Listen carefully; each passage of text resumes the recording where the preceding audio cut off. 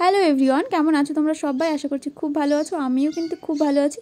দেখো রেডি হয়ে নিয়েছি। আজকে হচ্ছে যাচ্ছি আমি আমাদের পাশের গ্রাম মানে মোবারকপুরে সজল গোসাইয়ের বাড়ির মহোৎসবে। তো দেখো ওই যে আমার মা আসছে, দরজা আটকাচ্ছে। এখন চলো আজকের ব্লগটা তোমরা দেখতে থাকো, আশা করি খুব খুব ভালো লাগবে। আমরা কিন্তু মাঠ দিয়ে যাবো ভাবছিলাম, তো যাওয়ার সময় দেখো এই যে একটা বৌদিদের বাড়িতে ঢুকলাম। বৌদি পুজো করছে, তারপর আমি আর মা সেখানে ঠাকুরকে প্রণাম করলাম। আর এই যে দেখো সূর্য খুবই দুষ্টুমি করছে।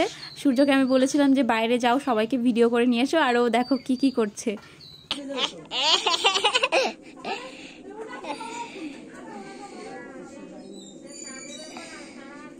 বাইরে দেখাও সবাইকে, বাইরে দেখে নিয়ে এসে যাও।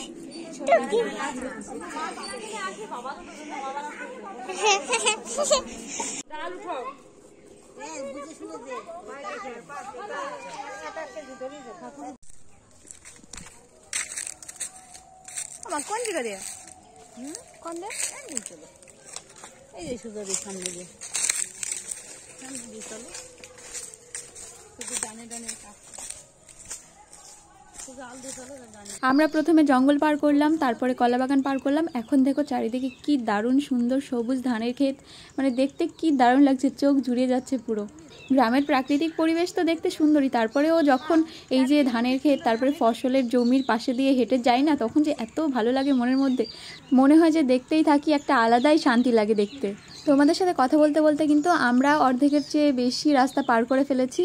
আর জানো তো আমাদের পাড়ার মানুষের কিন্তু এটাই সবচেয়ে শর্টকাট রাস্তা মোবারকপুর যাওয়ার জন্য। যারা হেঁটে বা সাইকেল নিয়ে যায় তারা সবাই বেশিরভাগই এই রাস্তা দিয়ে যায়, কারণ এই রাস্তা দিয়ে খুব তাড়াতাড়ি হয়। এটা কিন্তু মাঠের রাস্তা। আমরা কিন্তু চলে এসেছি মহোৎসবে। দেখো আসার সাথে সাথেই একটা বোনের সঙ্গে দেখা হলো, মানে এটা হচ্ছে আমার বান্ধবীর বোন। আর এই যে মাসি আমার বান্ধবীর মা। আর ওই যে ছোট্ট পুচকিটা দেখছো ওটা হচ্ছে মানে আমার বান্ধবীর দিদির মেয়ে, আমার ভাগ্নি হচ্ছে। তো তারপরে দেখো আমরা কিন্তু ঠাকুরকে প্রণাম করছিলাম, ওই যে আমার মা প্রণাম করছে। তারপরে কিন্তু আমরা বেশ অনেকক্ষণ গান শুনলাম বসে।